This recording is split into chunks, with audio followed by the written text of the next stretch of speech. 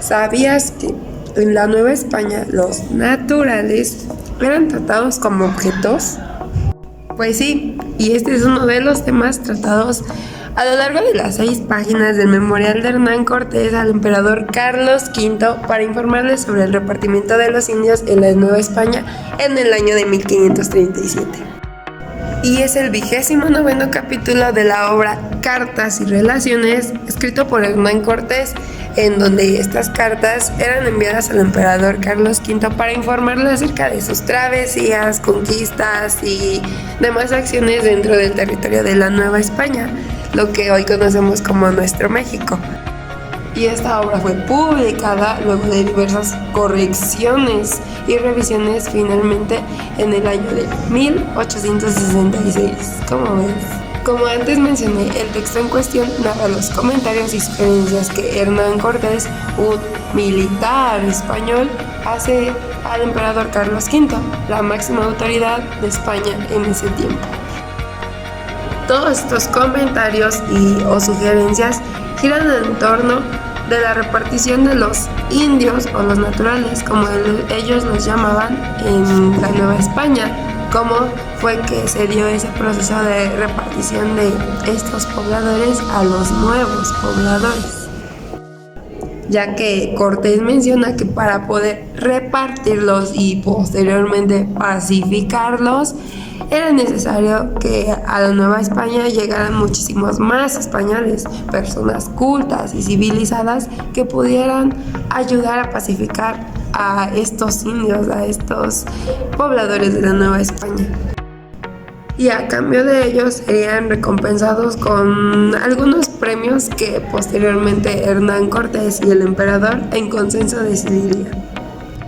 Asimismo, se afirma que los indios serían repartidos de acuerdo al grado o complejidad de las tareas que realizarían los dueños de las tierras que poseerían de los indios, ya que recordemos que entre más indios, más renta se tenía que pagar al rey Carlos V.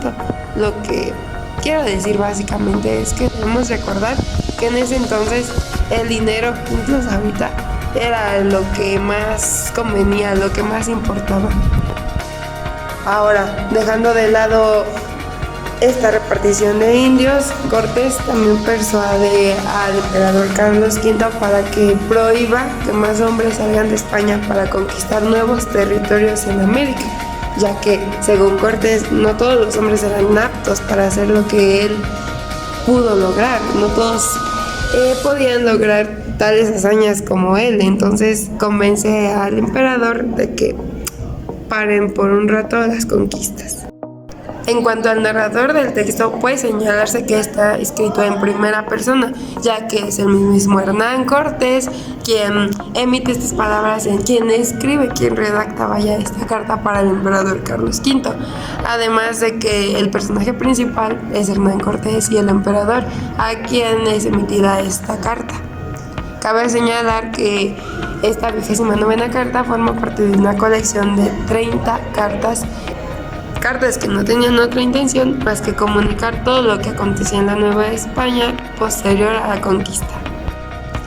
Personalmente puedo describir el texto como 6 páginas que derrochan historia por doquier, ya que nos cuenta cómo era que el hombre o el indígena era concebido en la época de la conquista. Son 6 páginas que dicen mucho y a la vez pienso que no dicen nada. ¿Por qué? Porque actualmente seguimos viendo esa repartición de hombres y mujeres cual objetos, cuando no debería de ser así, pues se supone que hemos pasado por un proceso de historia que debería de haber significado algo en nuestra vida diaria. De la misma manera podemos notar que siempre el dinero y el poder han sido 2 conceptos que han sobresalido por encima de todo y por lo que cualquier hombre podría incluso matar. ¿Es fácil de leer esta obra? No tanto, así que yo la recomiendo principalmente a personas a las que les fascine la historia, pues tendrán contexto o sabrán de qué se está hablando en estas 6 páginas. En fin, si te gusta la historia y quieres omitir o reparar algunos errores del pasado, te invito a leer esta carta.